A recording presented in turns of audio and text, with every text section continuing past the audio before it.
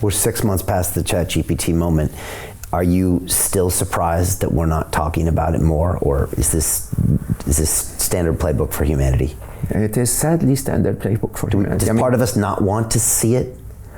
So look, I attempted to help myself understand why is it that we continue to develop it on one side, and why is it that we're not talking about it on the other side? So the latter is easy.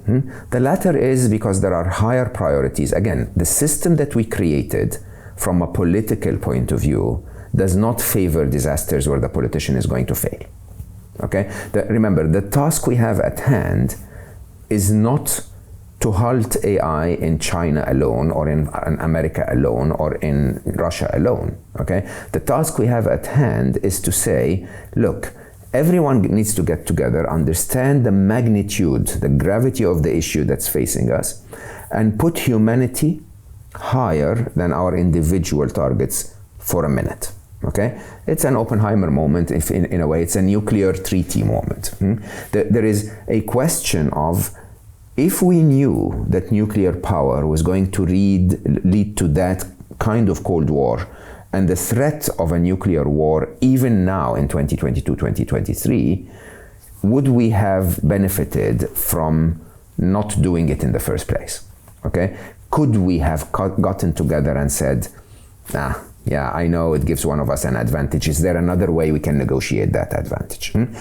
Interestingly, however, it is also against the system for us to slow this down. Why? Because sadly, politicians are actually paid to create that advantage.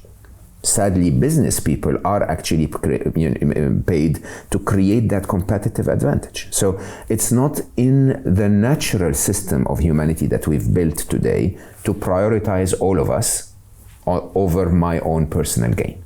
Okay? So this is why we're not going to stop. It's very clear. We're not talking about it, because if we bring it up, then the political system needs to respond. Okay. Now, I have to admit, Prime Minister of the UK brought it up, New Zealand is talking about it, and so on. And it will become more and more prevalent. Sadly, however, we need a COVID moment for everyone to react. And sadly, however, I fear that we will react like we reacted to COVID. So understand this. Everyone who understood, viral pandemics told everyone in government that we were going to hit a pandemic. Okay, it was inevitable. We had warnings in SARS and in swine flu and so many of them, and yet until the threat was here, literally right in front of your eyes, governments were like, no, we have other priorities. This is not on the agenda. Think about climate change. I mean, how much more obvious does it have to be until the threat is here and something massive happens? Governments are not going to react. They have other priorities.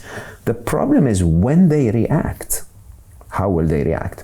Okay? And I think COVID is a fantastic example of what to expect, because had we stopped at patient 0, oh, hold on, there is a patient 0, let's stop the spread of this, we wouldn't have ever heard of COVID. Right. Had we stopped at patient 100, it would have been contained reasonably. But when we got to patient several thousand, what did governments do? They started to point fingers. Oh, no, it came from China, it came from this. What difference does it make? Humanity at large is facing a threat that requires for us to get together for a minute, solve it, literally by halting travel for, 3 weeks, okay? And managing the pockets where it continues to appear, and then let's do our political fights later. We didn't do that, okay? And then, of course, the fourth stage is really the worst, where suddenly, politicians looked at it and said, holy shit, this is big, and panicked. And when they panicked, they hurt other parts of the economy, they hurt our, well-being and so on, by over-responding to something they could have responded to much better, much more efficiently earlier. This, I think, is going to be we're going to wait for a disaster moment on AI, and then suddenly governments will go like, whoops, can we get together and talk about this? And that's why you tell me you're not worried about the computers, you're worried about the humans. Humans. It's all humans. Because they're going to make poor, irrational, emotional decisions. You hosted Hugo Degaris here. Yeah. I'm incredible thinker on the topic, even though quite fascinated by Hugo. Quite scary. But that's the problem. The problem is, once again, we will polarize. Right. So suddenly there will be us versus the machines, which is the absolute worst decision you can make when you know for a fact that the machines are going to be the masters. So Jim Rickards has just recorded a video that's not available to anyone in the public, and he's going to be talking about how this upcoming recession is going to be fast, it's going to be bloody, it's going to be nasty. But at the same time, he's going to show you how you can position yourself to profit from all of this chaos. Now, we've made this video only available to our viewers. Go to londonreal.tv/Jim. Watch that immediately. I can't say enough good things about Jim Rickards. He understands the global economic system better than any guest I've ever had on London Real. His predictions are almost uncannily true, and you can learn how to profit from his vision, from his expertise, and his understanding of economics. So go to londonreal.tv/Jim or click the link below. It's an excellent, excellent look on what's going to happen in the future and how you can position yourself to profit from that. Jim is one of the best in the business, one of my favorite guests on London Real, and he's very, very good at predicting the future and showing us all to profit from it. So click the link, and I hope you enjoy. The greedy bankers are about to do it again. In 2008, they crashed our financial system and nearly bankrupted the entire global economy. Then they received trillions of dollars in government bailouts. And after, they demanded fat bonuses paid for by you, the taxpayer. It turns out the banks haven't just been screwing the American taxpayers, they're also screwing over their investors. Turns out the banking industry is the worst place you could put your money, despite enormous taxpayer bailouts. Now the bankers are back to take away your financial freedom. They lie and tell you that cryptocurrency isn't safe.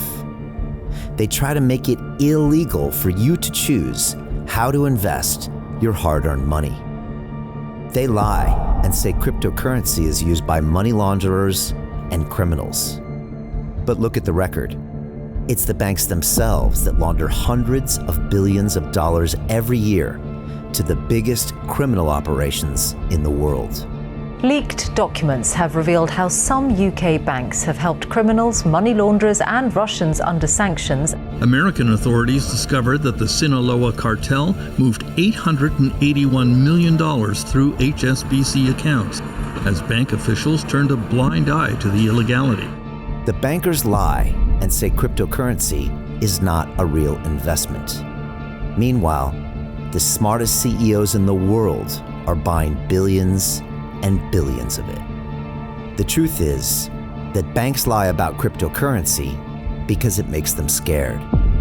The banks take $9 trillion per year of your hard-earned money, and they are worried that they will finally be exposed. They're scared because crypto means they can no longer control your money, which means they can no longer control you. They are scared because you might actually understand your money and intelligently decide what to do with it. Now is the time for us to come together, fight back, and take control. It's time to educate ourselves, our families, and our communities. Because financial education means financial freedom. We know that cryptocurrencies will help us build the new decentralized financial system of the future. A banking system that is of the people, by the people, and for the people. A banking system where access to finance is a fundamental human right. A banking system that is free and fair and welcomes all humans on this earth. The DeFi revolution is happening. We, the people, can no longer be fooled. We choose to take control of our finances. We choose to take control of our freedom. We choose to take control of our future. Join us, and let's take back our financial freedom forever.